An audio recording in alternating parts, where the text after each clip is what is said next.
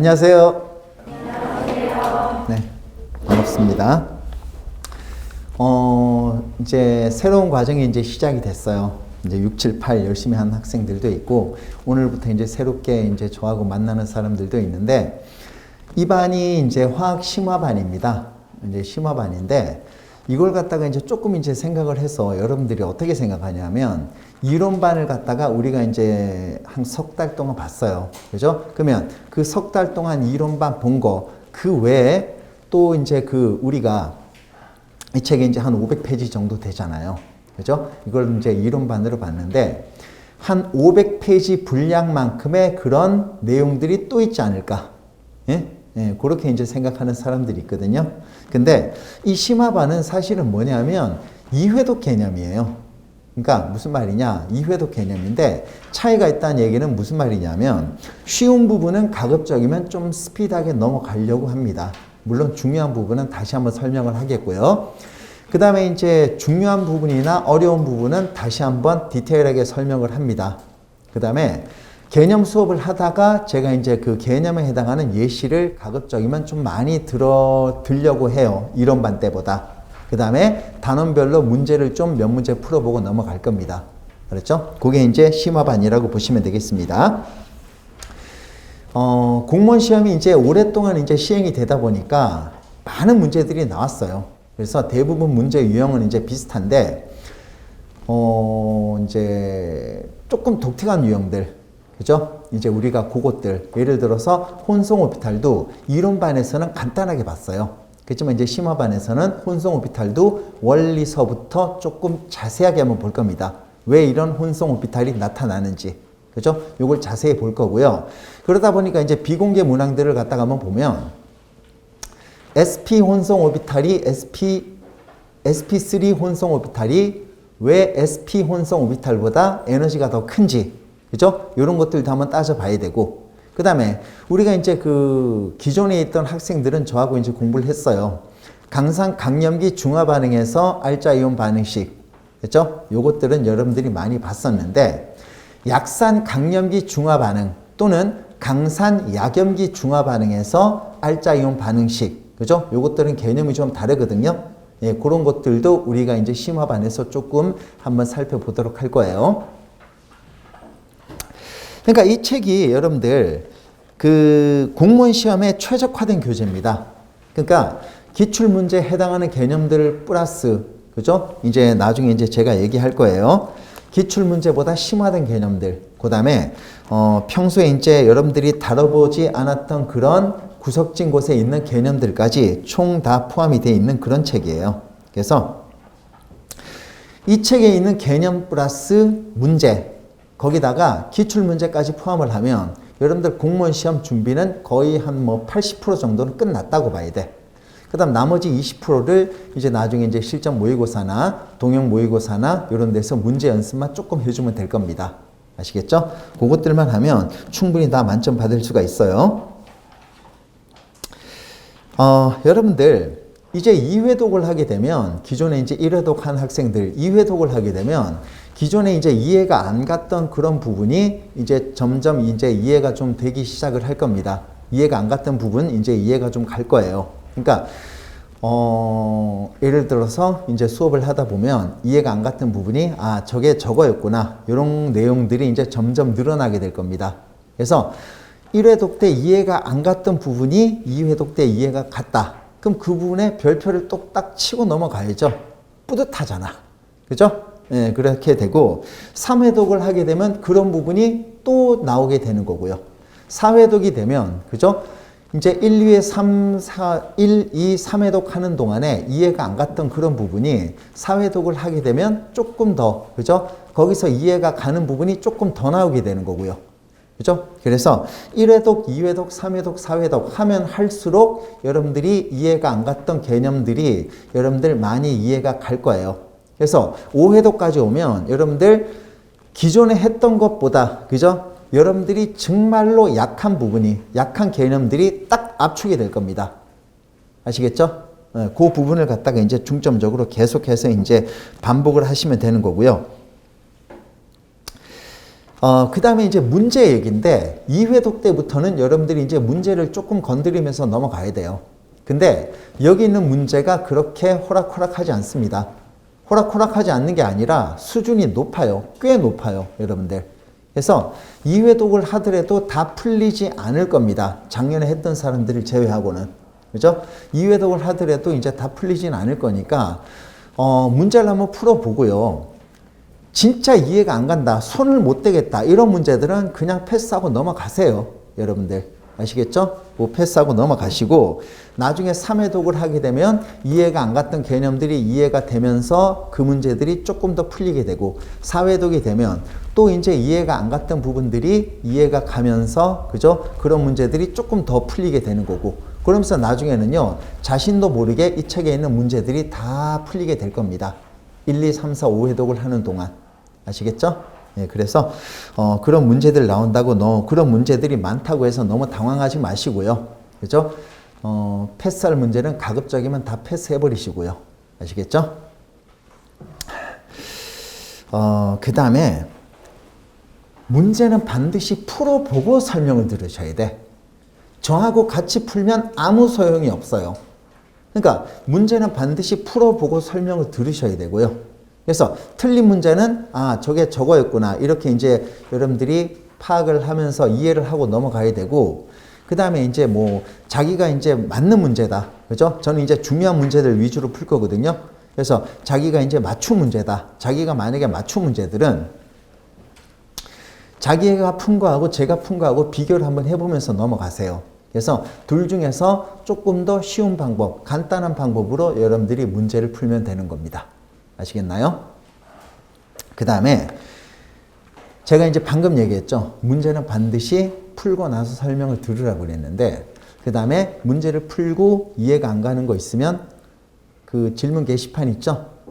그 진통 카페에 들어가면 배수진 화학 공부방이라고 돼 있어요. 그거 통해서 이제 질문하시면 저 가급적이면 신속하게 보고 답을 달아드리고 있습니다. 지금요. 그러니까 계속해서 이용을 하시고요. 그 질문을 할 때 이런 게 있어요. 그러니까 자기가 이제 손을 못 대는 문제들이 있어. 그러면 그거 스캔해서 이 문제 풀어주세요. 이거 좋은 방법 아닙니다, 여러분들. 예? 그거는요, 제가 이제 설명을 해주죠.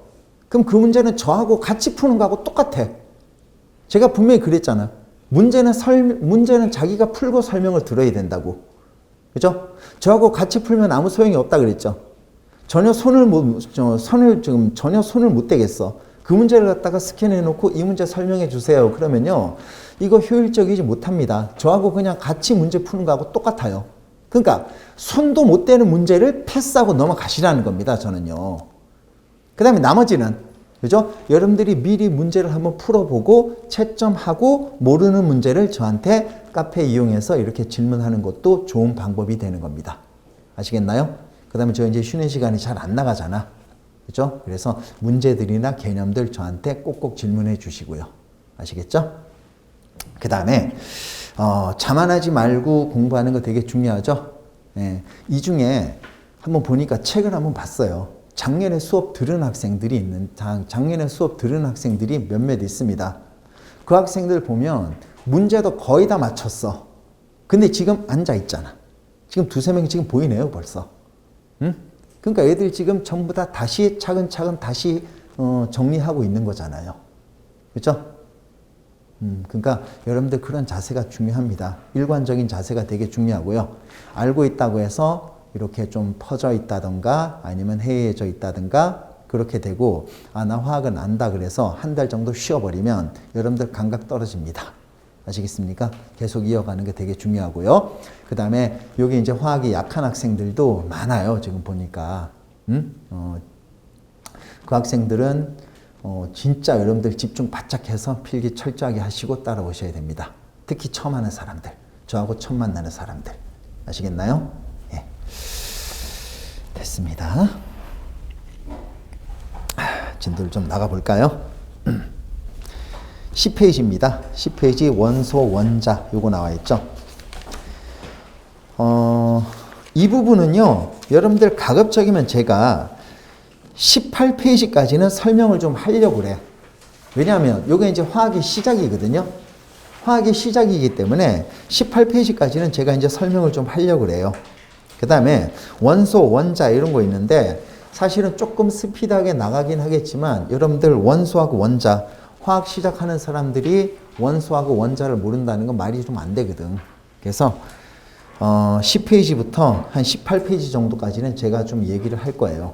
얘기를 좀 할 거고, 그 다음에 중간중간에 제가 이제 예시 문제를 좀 풀어주도록 할 겁니다. 아시겠나요? 봅시다. 원소하고 원자 나가는데,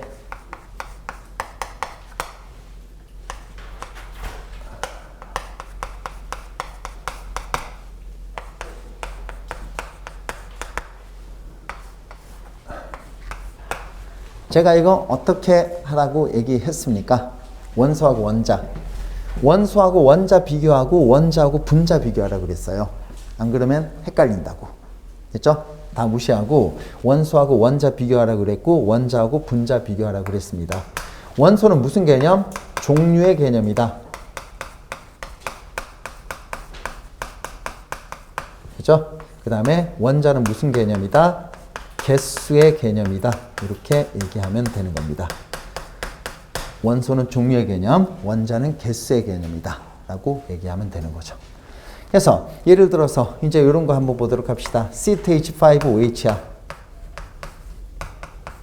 얘는 몇 종류 원소입니까? 탄소, 수소, 산소. 얘는요, 세 종류 원소라고 얘기하면 되는 거죠.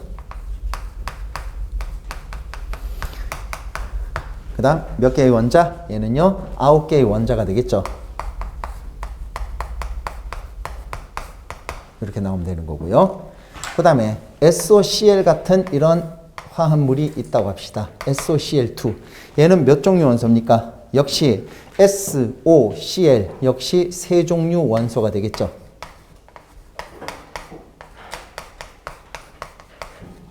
그 다음 몇 개의 원자? 여러분요 4개의 원자가 되는 겁니다. 4개의 원자. 됐죠? 그래서 원소는 종류의 개념이고 원자는 개수의 개념이다 라고 얘기를 하면 되는 거예요.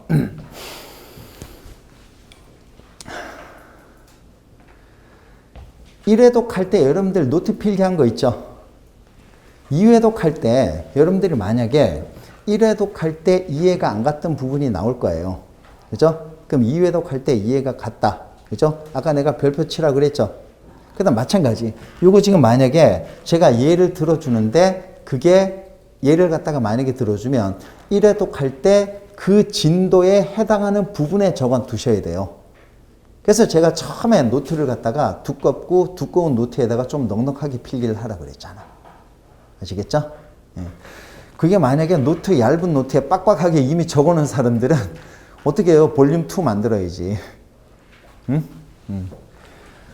자, 그래서 그 다음에 1회독 할 때 하고 좀 다른 예시를 든다. 그럼 그것도 적어놔야 되고요. 아시겠죠? 이렇게 되는 겁니다. 원소는 종류의 개념인데 이와 같이 한 종류 원소로 되어 있다.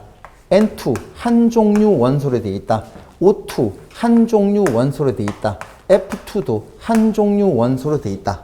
됐습니까? 그 다음에 예를 들어서 여러분들 한번 보세요. Na 얘가 지금 뭐가 되는 거예요? 이것도 한 종류가 되겠죠. 근데 왜? Na는 금속이야. 금속의 특징, 물질의 성질을 가지고 있죠. 됐죠? 그러니까 요거는 이제 조금 좀 나중에 할까? 그 다음에 얘가 이제 뭐가 될까요? Br2 한 종류 원소로 되어 있습니다. 한 종류 원소. 이와 같이 한 종류 원소로 되어 있는 물질을 뭐라고 얘기한다? 호돈소 물질이라고 얘기합니다. 한 종류 원소로 되어 있는 물질을 호돈소 물질이라고 얘기를 하는 거예요. 호돈소 물질 또는 원소라고 얘기를 합니다. 그래서 호돈소 물질을 요새는 전부 다 원소라고 부르죠. 한 종류 원소로 되어 있는 물질을 호돈소 물질 또는 원소라고 얘기를 하는 겁니다.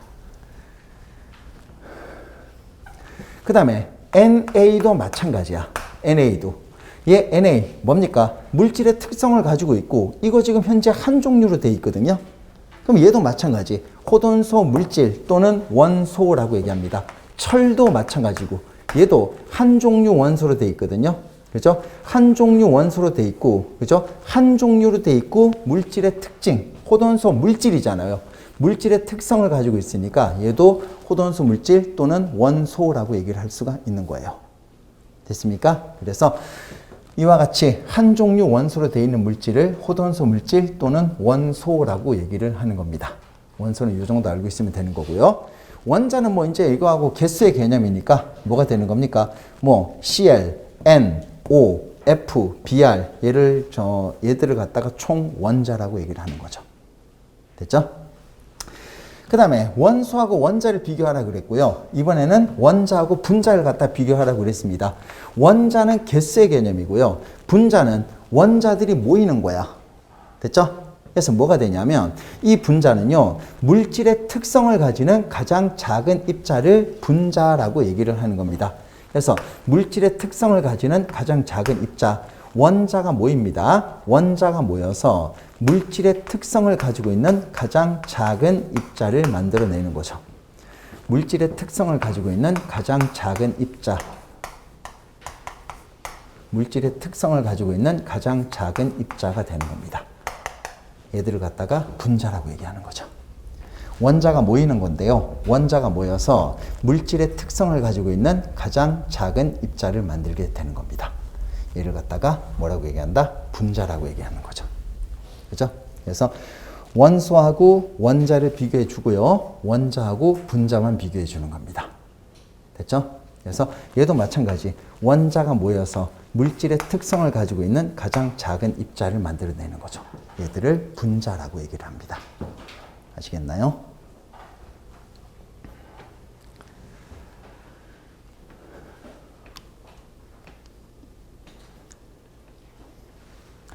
화합물은요. 화합물은 별도로 기억을 해야 돼. 그냥 화합물은 별도로 기억을 하는 겁니다. 화합물은 그죠? 왜냐? 얘들을 다 연결시켜서 얘기하면 그죠? 헷갈려 버려.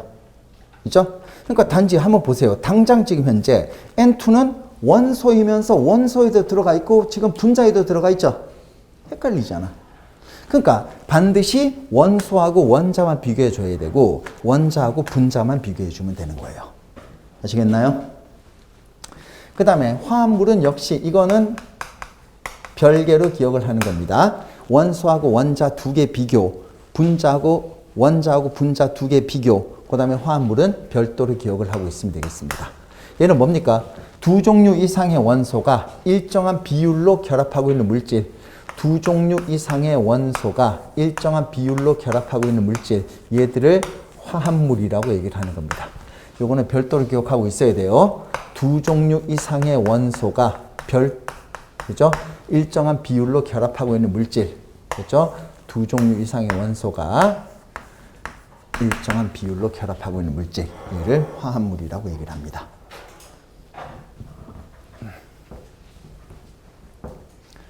그죠? 일정한 비율이란 얘기는요, 질량비가 있고 몰수비가 있죠.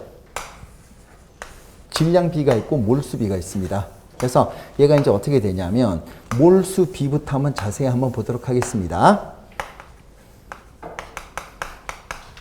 몰수비를 한번 볼 것이고 그 다음에 질량비를 한번 보도록 할게요. 몰수비가 지금 현재 얼마입니까? CO2 같은 경우는 1대2가 되고요. CaO 같은 경우는 몰수비는 1대1이 되겠죠. 질량비는 얼마가 될까요? 질량비는요. 탄소하고 산소니까 얼마입니까? 얘는 질량비가 1몰, 얘는 1몰에 지금 현재 2몰이 되겠죠. 그럼 얼마야? 12대 32니까 질량비는 3대 8이 나오는 겁니다. 산소, 그죠? 칼슘의 원자량은 40이야. 산소의 원자량은 16이야. 됐죠? 요걸 갖다가 계산하면 얼마가 나옵니까? 얘는 5대 2가 나오게 되는 거죠. 그죠? 그래서 두 종류 이상의 원소가 일정한 비율로 결합한 물질을 화합물이라고 얘기를 하는 거야. 됐습니까? 그래서 다시 한번 원소하고 원자만 비교할 것, 원자하고 분자만 비교할 것, 화합물은 별도로 비교할 것. 이렇게 되면 안 헷갈릴 거예요. 알겠습니까? 예. 동위원소도 간단하게 한번 보고 넘어가겠습니다. 수소가 돼 있죠. 수소가 이렇게 돼 있어요. 그 다음에 수소가 이렇게 돼 있습니다. 그 다음에 수소가 이런 식으로 돼 있어요. 어떻게 할까요?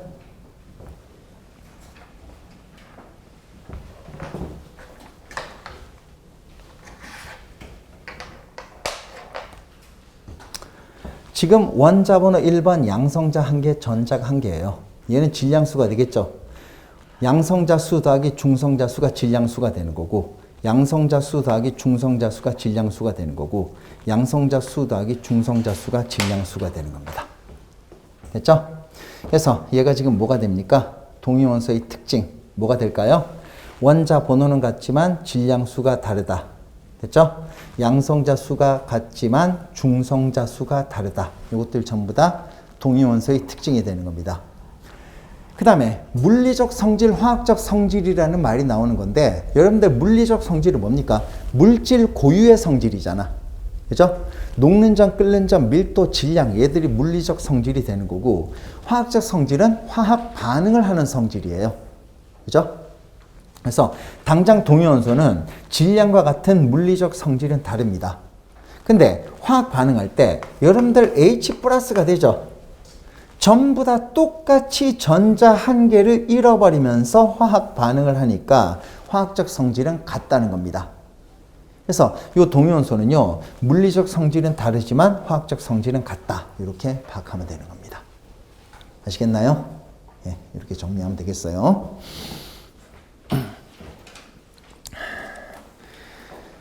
1회독 때 했던 노트를 펴놓고 하면서 조금 더 다른 예시나 이런 것들은 그 옆에다 적어두면서 진도를 나가는 게 제일 좋은 방법이 되는 겁니다.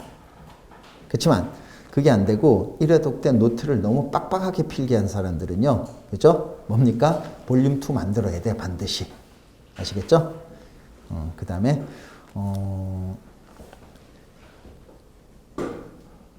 문제를 풀다가 그 다음에 이제 여러분들이 자신이 몰랐던, 이해가 안 갔던 그런 객관식 보기들 있죠? 그 객관식 보기들도, 그죠? 그 진도에 해당하는 부분, 노트에서 그 진도에 해당하는 부분에다가 반드시 쓰면서 넘어가야 되는 거고요. 하여튼 노트를 단권화시키면서 나가세요. 아시겠죠? 예.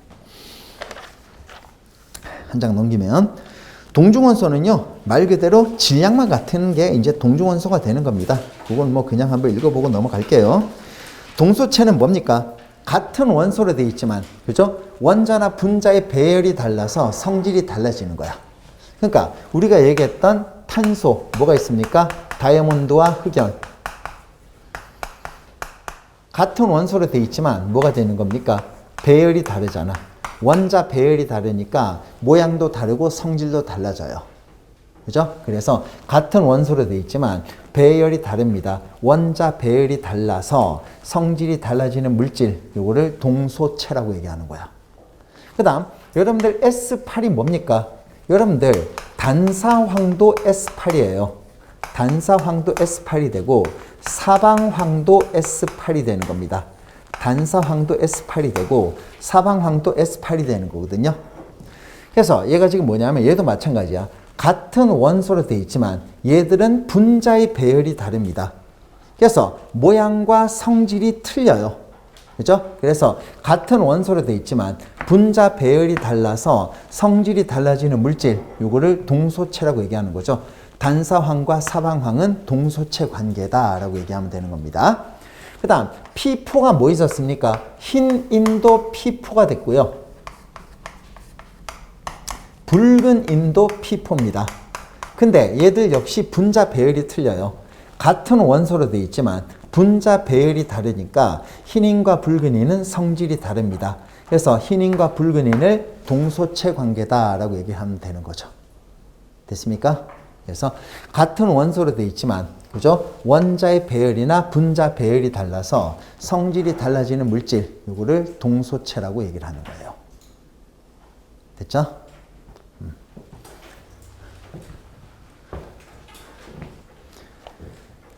그 다음 기본 법칙인데요. 얘도 마찬가지야. 기본 법칙. 질량 보존 법칙은 뭡니까? 반응 전의 질량과 반응 후의 질량의 합은 같다. 그죠? 이게 질량 보존 법칙이야. 얘들은 그냥 한번 보고 넘어가도록 할게요.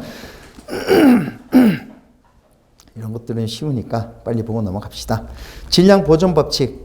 반응 전의 질량과 반응 후의 질량이 똑같다. 그걸 다른 말로 해석하면, 그죠? 반응 전 원자의 개수와 반응 후 원자의 개수가 똑같으면 반응 전과 반응 후의 질량이 똑같은 질량 보존 법칙이 성립을 하게 되는 거죠. 됐습니까? 이게 질량 보존 법칙. 그 다음 일정 성분비 법칙은요. 두 물질이 결합해서 하나의 화합물을 만듭니다. 두 물질이 결합을 해서 하나의 화합물을 만들 때, 그죠? 뭐가 되는 겁니까? 일정한 질량비로 결합한다. 그래서 항상 예를 드는 가장 만만한 예가 탄소하고 산소가 만나서 CO2가 만들어지는 거잖아요. 그래서 탄소 1몰의 질량은 12g이 되고 산소 1몰의 질량은 32g이 되는 거죠. 그죠? 그래서 얘들이 만나서 뭐가 되는 겁니까? CO2 44g이 만들어져요. 그죠? 근데 결국은 뭡니까? 12g과 32g이, 그죠? 탄소와 산소가 만나서 CO2가 만들어질 때 12대 32의 질량비로 결합한다는 거죠. 12g과 32g, 즉 3대 8의 질량비로 결합한다. 이걸 일정 성분비 법칙이라고 얘기하는 겁니다. 됐죠? 배수 비례의 법칙은 뭡니까? 두 종류 이상의 원소가 결합해서 하나의 화합물을 만들 때 한 종류 원소의 질량을 일정하게 맞춰 놓으면 나머지 원소들 사이에서는 일정한 정수비가 성립한다. 다시 한번. 두 종류 이상의 원소가 결합해서 두 종류 이상의 원소가 결합해서 두 가지 이상의 화합물을 만들 때 한 종류 원소의 질량을 일정하게 맞춰 놓으면 나머지 원소의 질량 사이에서는 일정한 정수비가 성립한다. 이거 보세요. 두 종류 원소입니다. 두 종류 이상이 아니지. 참. 그죠? 두 종류 원소가 결합을 해서, 크게 씁시다. 두 종류 원소가 결합해서 두 가지 이상의 화합물을 만들 때 한 종류 원소의 질량을 일정하게 맞춰 놓으면 나머지 원소의 질량 사이에서는 일정한 정수비가 성립한다. 이게 배수 비례의 법칙이 되는 거죠. 자연적으로 되는 거지. 됐죠? 그래서 두 종류 원소가 결합해서 두 가지 이상의 화합물을 만들 때 한 종류 원소의 질량을 일정하게 맞춰 놓으면 나머지 원소들 사이에서는 일정한 정수비가 성립한다. 이걸 배수 비례의 법칙이라고 얘기를 합니다. 만약에 여기에서 질소, 그죠? 산소의 질량을 일정하게 맞춰 놓으면 어떻게 될까요? 산소의 질량을 일정하게 맞춰 놓으면 이제는 이렇게 되겠죠. 이렇게 되는 거죠. 두 종류 원소가 결합을 해서 두 가지 이상의 화합물을 만들 때, 그죠? 뭐가 되는 겁니까? 한 종류 원소의 질량을 일정하게 맞춰 놓으면 산소, 나머지 원소들, 질소, 나머지 원소들 사이에서는 일정한 질량비, 일정한 정수비가 성립한다. 이걸 배수 비례의 법칙이라고 얘기하는 거죠. 됐습니까? 이게 배수 비례의 법칙이 되는 겁니다. 됐어요. 얘는 한번 쭉 한번 읽어보시면 되는 거고요. 이런 것들은 빨리빨리 요점만 정리하고 지금 넘어가는 중이에요. 쉽잖아. 책 한번 볼까요? 10페이지. 반드시 기억하고 있어야 될 거 체크 좀 하고 넘어갑니다. 원소에서는요, 동그라미 2번 기억하고 있어야 되겠죠. 원자와 달리 종류의 개념 반드시 기억하고 있어야 됩니다. 그 다음에 원자는요, 개수의 개념, 동그라미 1번에 개수의 개념 꼭 기억하고 있어야 되고요.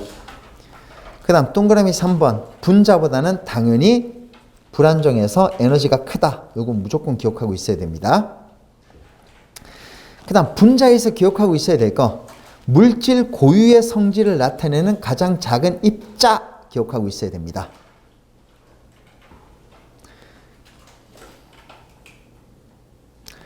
그 다음 18쪽 비활성 기체의 경우에는 단원자가 분자를 이룰 수가 있습니다. 됐죠? 그래서 18쪽은요, 단원자, 분자라고 얘기를 하잖아요. 그 다음, 화합물에서 기억하고 있어야 될 거는요, 뭡니까? 두 종류 이상의 원소가 일정한 비율로 결합해서 생성된 순수한 물질 기억하고 있어야 되는 거고요. 동위원소에서 기억하고 있어야 될 거는 동그라미 2번 특징, 기역, 니은, 디귿 기억하고 있으면 되겠습니다. 이거 이론만 설명할 땐 다 원리서부터 다 했어요. 그 다음 12페이지에 동중원소에서, 그죠? 얘는 단지 질량만 같다. 동그라미 2번 기억하고 있어야 되는 거고요. 동소체는 같은 원소로 되어 있지만, 그죠? 호돈수 물질 중에서 같은 원소로 되어 있지만 분자 또는 원자의 배열이 달라서 성질이 다른 물질 기억하고 있으면 되겠습니다. 그러니까 여러분들 나머지는요, 동그라미 1번에 다이아몬드와 흑연은 동소체다. 이 정도까지.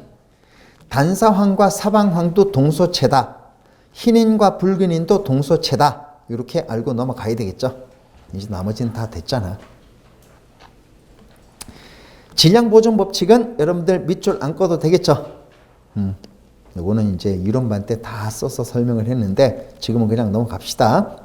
일정 성분비 법칙은 두 물질이 결합해서 한 화합물을 생성할 때 각 물질은 일정한 질량비로 결합한다. 이거 기억하고 있으면 되는 거고요. 배수 비례의 법칙은요, A, B 두 원소가 결합해서 두 가지 이상의 화합물을 만들 때 각 A 원소의 질량이 같으면 B 원소의 질량 사이에서는 간단한 정수비가 성립한다. 기억하고 있어야 됩니다. 그 다음에 얘는 제가 다 설명을 했으니까 한번 쭉 한번 읽어보시고요. 요거 이론반 때는 제가 얘를 다 설명했습니다.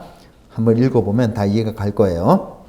돌턴의 원자설 뭡니까? 요거 제가 어떻게 얘기했냐면 질량 보존 법칙, 일정 성분비 법칙이 성립한다는 것을 보여주기 위해서 돌턴이 원자설을 만든 거야. 그죠? 그래서 원자는 더 이상 쪼갤 수 없다. 틀렸죠? 양성자, 중성자, 전자 계속 쪼개지고 있고요. 같은 원소의 원자들은 크기, 모양, 질량이 같고 다른 원소의 질량들은 크기, 모양, 질량이 다르다. 틀렸습니다. 동중원소, 동위원소의 발견이 다 되고 있는 거죠. 그 다음 화학 변화 시 원자들은 새로 없어지거나 생성되지 않는다. 즉 질량 보존 법칙을 설명하고 있긴 하지만 예외가 있는 거죠. 핵 붕괴 반응 시에는, 그죠? 뭡니까? 뭐 이제 우라늄이 토륨으로 바뀌고, 그죠? 새로운 원자가 생성이 되고 있는 거죠. 그 다음 네 번째가 이제 맞는 거지 뭐. 화합물은 한 원자와 다른 원자가 정해진 수의 비율로 결합함으로써 이루어진다. 요거는 일정 성분비 법칙을 설명하고 있는 겁니다. 제대로 된 거는 4번밖에 없어요.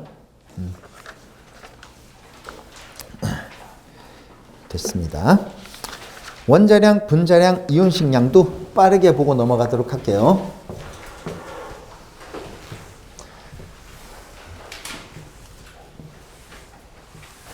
다음 시간부터는 이제 좀 심화 개념이나 심화적인 예시나 이런 것들이 많이 들어갈 거야. 근데 오늘은 첫 시간이기 때문에 그렇게 이제 여러분들 큰 차이는 못 느낄 거예요. 물론 차이를 느끼긴 하겠지만 이따 수업하다 보면. 원자량은 뭡니까? 원자들의 질량비를 원자량이라고 얘기했었죠. 그죠? 그래서 뭐가 있었습니까? 원래 수소 원자 한 개 질량이 1.67 곱하기 10의 마이너스 24승. 그죠? 근데 탄소 원자 한 개 실제 질량은 2 곱하기 10의 마이너스 23승. 산소 원자 한 개 실제 질량은 2.7 곱하기 10의 마이너스 24승 되는 겁니다.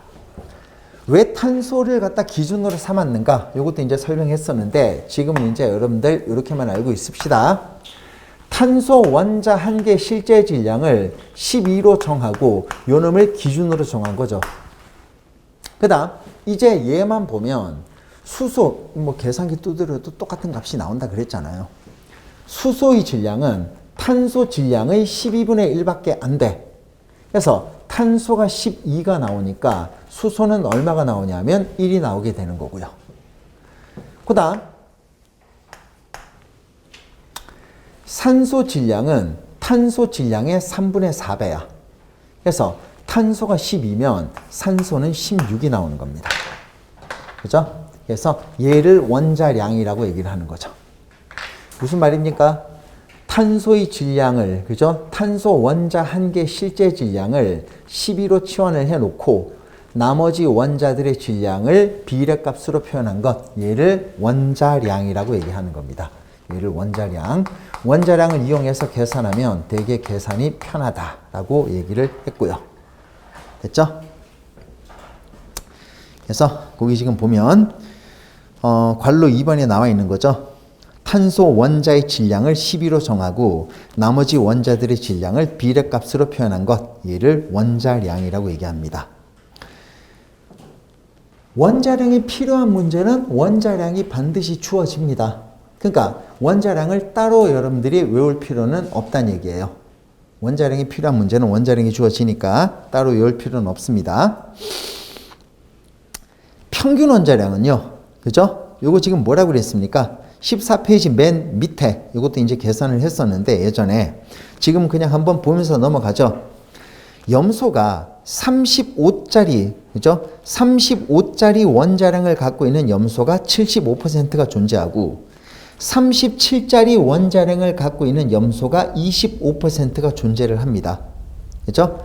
그때 염소의 원자량을 35라고 얘기하기도 웃기고 37이라고 얘기하기도 웃기니까 평균을 낸다 그랬어요. 그래서 뭐가 나오는 겁니까?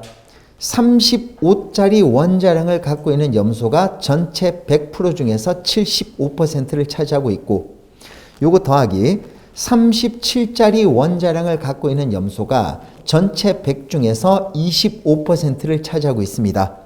그래서 평균 원자량이 얼마다? 35.5다라고 얘기를 했어요.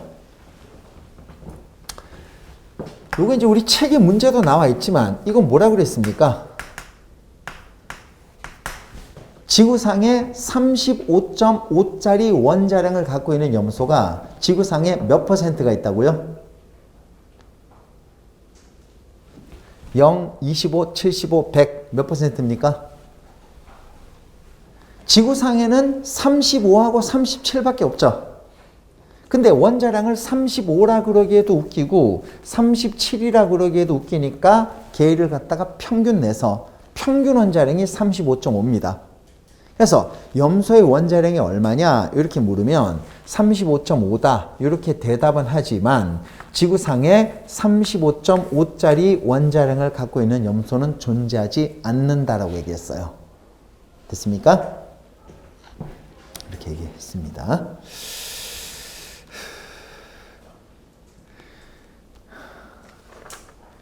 이 정도는 뭐 다 알잖아 이제 여러분들 한 번 정도는 화학을 다 봤기 때문에 그죠?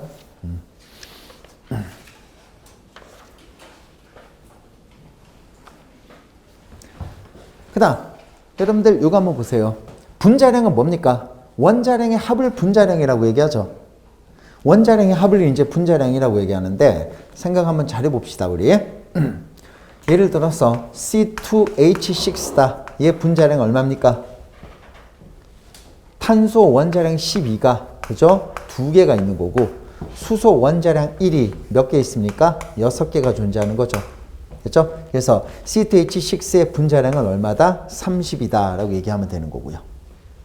마찬가지 C2H5OH에서 얘 분자량이 얼마가 나옵니까?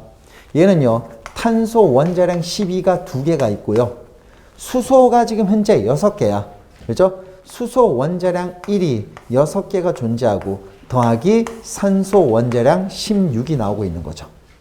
그죠? 그래서 얘 분자량이 얼마가 나옵니까? 46이 나온다. 이게 분자량이라고 얘기하면 되는 겁니다.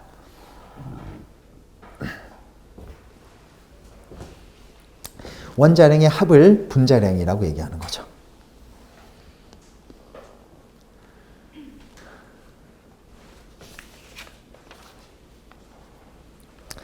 그 다음 역시 평균 분자량도 나오죠. 공기와 같은 혼합기체는 각 기체의 분자량과 그 조성비로부터 분자량을 계산해서 기체의 분자량으로 정한다. 이렇게 나와 있는데 예를 들어서 뭐 질소가 78, 산소가 21, 그 다음 수증기, CO2 다 섞여 있는데 거기 지금 질소가 79%고 산소가 21%라고 얘기를 한다면 질소의 분자량은 28이죠. 산소의 분자량은 32야. 그래서 28짜리 질소의 분자량, 질소 28이 얼마입니까? 전체 100 중에서 79%를 차지하고 있고 요거 더하기 산소의 분자량 32가 전체 100% 중에서 21%를 차지하고 있습니다. 그래서 공기의 분자량은 29다. 이렇게 해석하면 되는 거죠. 그 다음에 여러분들 원자로 나타낼 수 있는 거는 원자량이고요. 분자로 나타낼 수 있는 건 분자량입니다. 근데 지금 분자로 나타낼 수 없는 것들 있죠? 그죠? 분자로 나타낼 수 없는 것들. 분자로 나타낼 수 없는 것들이 있습니다. 그래서 걔가 지금 현재 뭐냐 하면 실험식으로만 나타낼 수 있는 물질. 그죠? 실험식 양이라고 있는데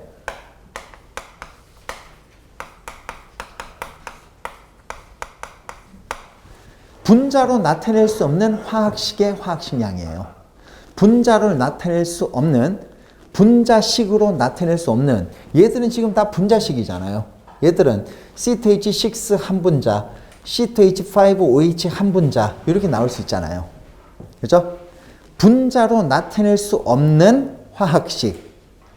그죠? 분자로 나타낼 수 없는 화학식. 그놈들의 화학식 양을 계산한 게 이제 실험식 양이 되는 건데 분자로 나타낼 수 없는 거 뭐가 있습니까? NaCl 이런 거 분자로 나타낼 수가 없는 거죠. 그죠? 그래서 뭐 예를 들어서 KCl 마찬가지고 분자로 나타낼 수 없는 화학식의 화학식 양을 우리는 실험식 양이라고 얘기를 합니다. 여러분들 단적으로 KCl이 어떻게 생겼습니까? K 플러스하고 Cl 마이너스 이렇게 생겼잖아요. NaCl도 그죠? 이 NaCl이 NaCl 한 분자가 아니잖아요. KCl도 KCl 한 분자가 아니죠. 그죠? 그래서 얘도 뭡니까? 분자식으로 나타낼 수가 없어요. 얘들요. 그죠? 실제 KCl은 어떻게 생겼냐면 K 플러스하고 Cl 마이너스가 그죠? 요렇게 플러스 마이너스 간의 정전기적 인력으로 끊임없이 연결이 되어 있는 거죠. 그래서 KCl이 뭐가 되냐면 K 플러스하고 Cl 마이너스가 플러스 마이너스 간의 정전기적 인력으로 끊임없이 쭉 연결되어 있습니다. 이게 KCl이 되는 거죠. 얘는 분자가 아니잖아. 우리가 쓰고 있는 KCl은 여기서 반복되는 놈만 딱 끄집어내가지고 KCl이라고 쓰는 거지. 얘가 NaCl 한 분자, KCl 한 분자가 아닌 겁니다. 그죠? 그래서 분자식으로 표현할 수 없는 것들, 분자식으로 표현할 수 없는, 그죠? 화학식의 화학식 양을 우리는 실험식 양이라고 얘기를 하는 거예요. 단적으로 이온과 분자는 다르잖아, 지금요. 그죠? 단적으로 이온과 분자는 다릅니다. 단적으로 이온과 분자는 달라요. 그래서 얘가 지금 현재 어떻게 되냐면 이온과 분자는 달라요. 그렇지만 화학식 양을 계산할 때는 분자량의 계산법과 똑같습니다. 그래서 얘가 지금 현재 얼마가 됩니까? 나트륨이 23이 되는 거고요. 염소가 얼마입니까? 35.5가 돼서 이 화학식 양은 58.5가 되는 거야. 얘는 어떻게 됩니까? 칼륨의 원자량은 39고요. 염소의 원자량은 35.5니까 이놈의 화학식 양은 74.5가 되는 거죠. 다시 한번 정리. 분자식으로 나타낼 수 없는 화학식의 화학식 양을 실험식 양이라고 얘기를 합니다. 이걸 실험식 양이라고 얘기를 하는 거예요.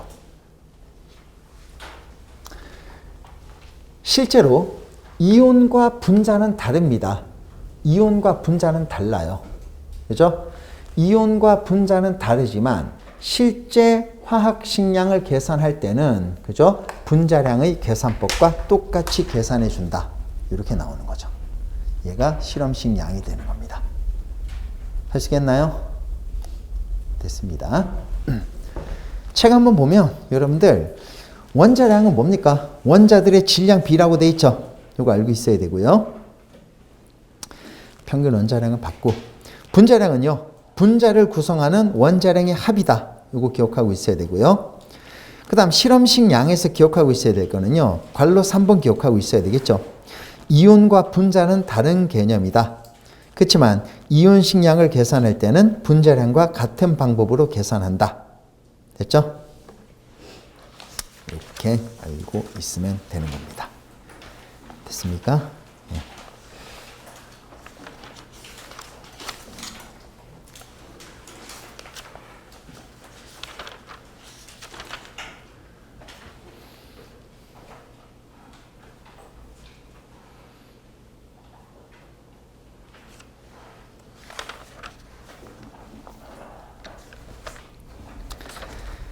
몰은 똑같이 합니다. 너무나 중요하니까. 몰은 똑같이 할게요. 몰은 똑같이 진행할 겁니다. 지금까지 본 거는요, 생략할 거 생략하고 요점 정리식으로 이렇게 쭉쭉 했지만 몰은 똑같이 하겠어요. 똑같이 하고 그 다음에 얘도 조금 다르게 들 것이고요. 관련 예제 문제도 여기서 들도록 하겠습니다. 그래서 몰은 똑같이 진행을 할 거예요.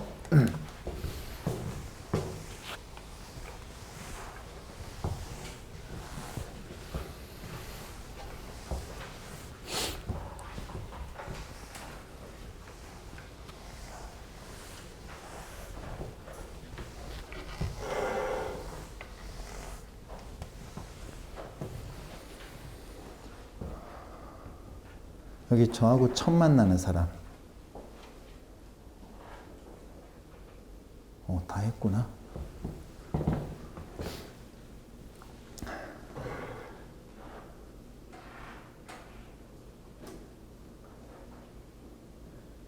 간혹 가다가 제가 이제 눈이 좀 안 좋아가지고, 예, 다 저 뒤쪽에 있는 학생들은 뭐 막 퍼져 보일 때도 있어.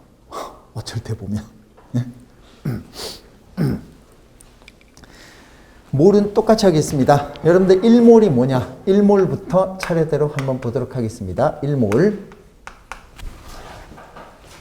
저기는 정리를 해야 되니까 설명은 여기다 갈게요.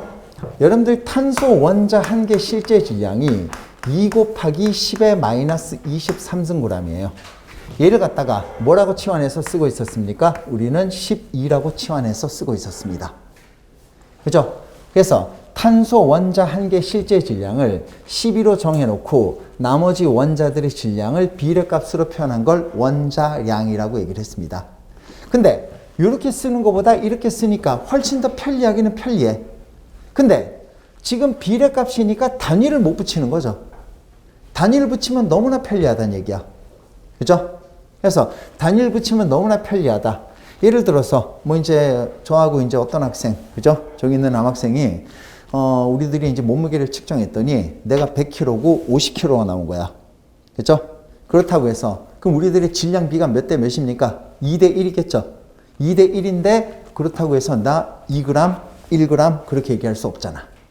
그래서 비례값이니까 그죠? 되게 편리하기는 편리해. 원자량은 되게 편리하기는 편리한데 얘가 지금 비례값이니까 단위를 못 붙여요. 그죠? 여기다가 단위를 붙이면 너무나 편리하겠지. 그죠? 그럼 단위를 한번 붙여보자는 얘기야. 실제 한 개 질량을 몇 개를 묶으면 6 곱하기 10의 23승계를 묶으면 뭐가 되는 겁니까? 이게 싹싹 사라지면서 12g이 나오게 되겠죠. 되나요? 그래서 이때 이거를 뭐라고 얘기합니까? 얘를 1몰이라고 얘기하는 겁니다.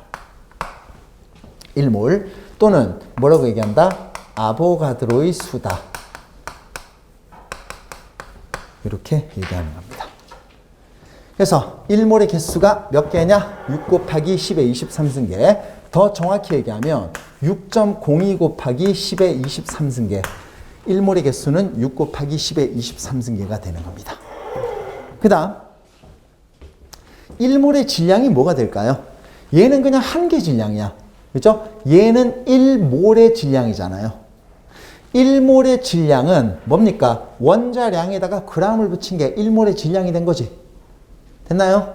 그래서 1몰의 질량은요, 원자량에다가 g을 붙인 거, 이게 1몰의 질량이 되는 겁니다. 1몰의 질량, 원자량에다가 g을 붙이거나 또는 분자량에다가 g을 붙이면 얘가 1몰의 질량이 되는 거죠.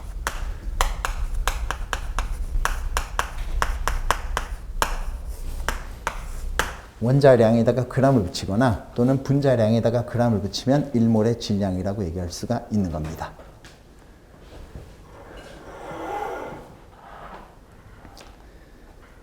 그래서 우리가 한번 예를 한번 들어보면 이런 거 이제 예를 들 수가 있겠죠. CO2다. CO2 1몰의 개수가 얼마냐 하면 CO2 1몰의 개수는요. 6 곱하기 10의 23승계가 되겠습니다. 그 다음에 CO2 1몰의 질량은요. 분자량이 되겠죠. 분자량은 원자량의 합이에요. 원자량의 합, 분자량을 계산했더니 44가 나왔습니다. 이 분자량에다가 g을 붙인 게 1몰의 질량이 되는 겁니다. 됐죠? 그러면 2몰의 질량과 2몰의 개수를 한번 구해보면 2몰의 개수는 얼마가 될까요? 12 곱하기 10의 23승계가 나오는 거고, 그 다음 2몰의 질량은 얼마가 나오는 겁니까? 88g이 나오게 된다. 필의식이죠, 이제. 0.5몰의 질량이 얼마가 됩니까? 3 곱하기 10의 23승계가 되는 거죠. 그 다음에 뭐가 되는 걸까요? 0.5몰의 질량, 이 개수가 이렇게 나오는 거고 0.5몰의 질량은요 22g이 나온다. 이게 바로 CO2에 해당하는 예가 되겠습니다. 됐죠? 만약에 여러분들 마그네슘 한 개 질량이 얼마가 나올까요? 여기다 쓰고 마그네슘 한 개 질량, CO2 한 개 질량이라고 할까요? 마그네슘 한 개 질량이 과연 얼마가 나올까요? 마그네슘 한 개 질량이다. 이렇게 얘기를 하면, 이렇게 물으면 보세요. 여러분들 마그네슘 1몰이 얘도 마찬가지야. 1몰의 개수는 그죠? 전부 다 6 곱하기 10의 23승계입니다. 마그네슘도 마찬가지. 1몰의 개수는 전부 다 6 곱하기 10의 23승계가 되겠죠. 1몰의 질량은 분자량에다가 g을 붙이거나 원자량에다가 g을 붙이면 얘가 전부 다 1몰의 질량이라고 얘기할 수가 있는 거고요. 됐습니까? 그러면 얘가 지금 이제 마그네슘 한 개 질량이라고 그랬으니까 한 개 질량 얼마가 되겠습니까? 여기다가 1을 갖다가 집어넣으면 되겠죠. 여기 1이 되면 되는 거야. 한 개 질량은 6 곱하기 10의 24승계가 23승계가 24g이 됐으니까 한 개 질량은 얼마가 됩니까? 요게 1이 되면 되겠죠. 얘가 1이 되면 되는 거야. 1이 되면 되는 거니까 얼마입니까? 양변을 6 곱하기 10의 23으로 나눠주면 되겠죠. 그래서 24를 얼마로 나눈다? 6 곱하기 10의 23승계로 나눠주면 얘가 결국은 마그네슘 한 개 질량이라고 얘기할 수가 있는 겁니다. 조금 더 친절하게 쓸 사람은 4 곱하기 10의 마이너스 23승g이다. 이렇게 쓰면 되는 거고요. 됐죠?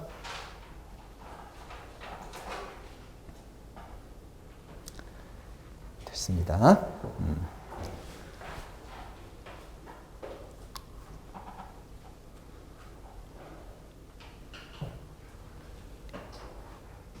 그러면 이거 한번 봐봐.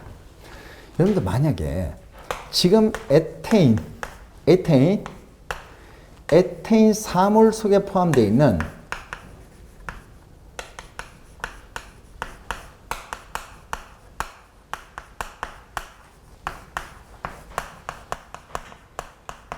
에테인 3몰 속에 포함되어 있는 수소 원자의 개수가 얼마가 될까요? 에테인 3몰 속에 포함되어 있는 수소 원자의 개수가 얼마가 될까? 그럼 얘 이렇게 해줘야지. 에테인 4몰이니까 에테인 4몰은 이렇게 나오면 되는 거죠. 그죠? 에테인 사물 속에 포함되어 있는 수소 원자의 개수. 분명히 제가 이제 만약에 4CO2 이렇게 얘기했을 때, 그죠? 얘는 뭡니까? 여기 있는 작은 수는 바로 앞에 놈만의 몰수라고 얘기했어요. 그죠? 숫자는 다 몰수야. 우리가 이제 몰을 갖다 배우고 있기 때문에 이제 앞으로 숫자는 다 몰수라고 붙여줘야 된다고 얘기를 했습니다. 숫자는 다 몰수가 되는 거야. 됐죠? 숫자는 다 몰수가 되는 겁니다. 그 다음에 몰수하고 개수를 헷갈리면 안 된다 그랬죠? 그죠? 그래서 얘가 뭐가 되는 겁니까? 4CO2 속에, 그죠? 4CO2 속에 숫자는 다 몰수고요. 몰수하고 개수를 헷갈리지 말자. 작은 수는 바로 앞에 원자만의 몰수, 바로 앞에 놈만의 몰수가 되는 거죠. 작은 수는 바로 앞에 놈만의 몰수. 그 다음에 앞에 있는 큰 수는 배분이다. 스케일이 크다. 얘도 되고 얘도 된다라고 얘기했습니다.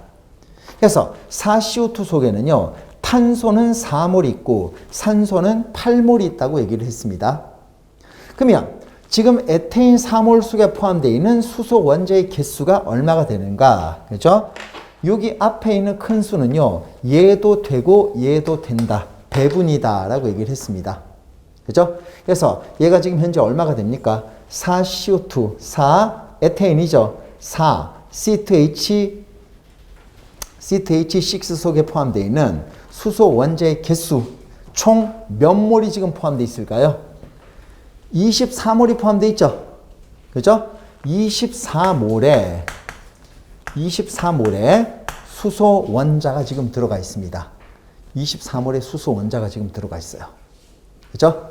근데 지금 현재 저는 몰수를 물은 게 아니라 개수를 물은 거지. 됐죠? 개수를 물었기 때문에 얼마입니까? 1몰은 6 곱하기 10의 23승계니까 얘는요 144 곱하기 10의 23승계다. 이렇게 얘기하면 되는 겁니다. 됐습니까? 이게 몰과 개수와의 관계, 몰과 질량과의 관계다라고 생각하면 되는 거예요. 됐죠? 네, 됐습니다.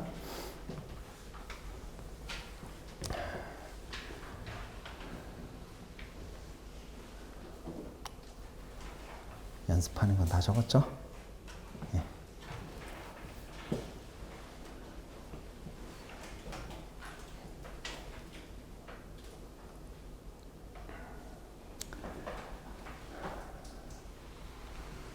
지우겠습니다.